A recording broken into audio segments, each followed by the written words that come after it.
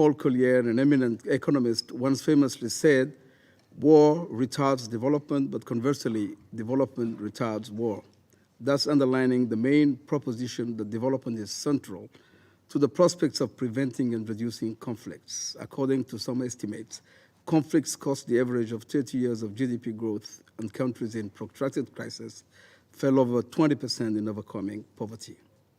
Aside from the obvious cost in the destruction of infrastructure, the loss of lives, massive displacement, the refugee crisis, and shattered societies it generates, its long-term devastating impact on uneducated youth, a so-called lost generation, and as experts note, the complexities created by the militarization of politics are equally significant.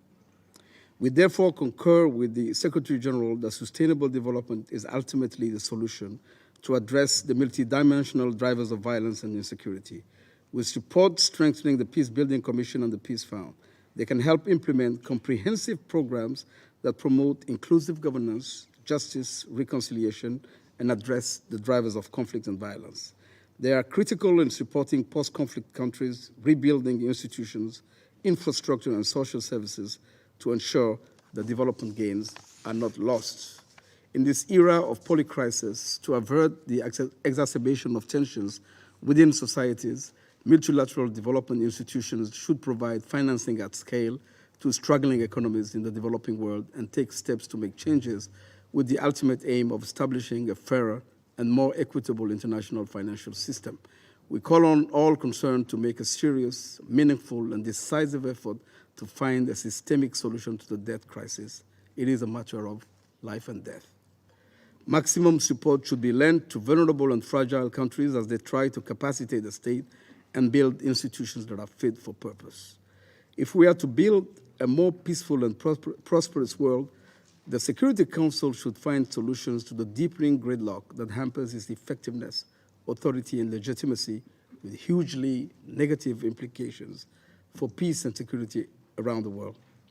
The Council should monitor and demand the consistent implementation of its resolutions. Too many resolutions are not honored, mediation efforts are undermined, spoilers are unhinged and energized.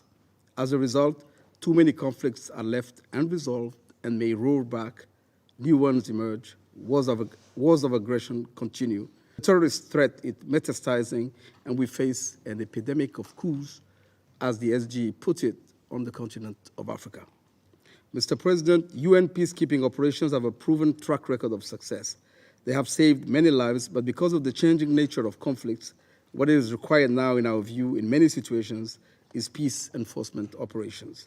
Missions with a robust mandate, financed through assessed contributions, adequately equipped to tackle the multiple challenges of today's hostile environment, mainly because of the threat of terrorism.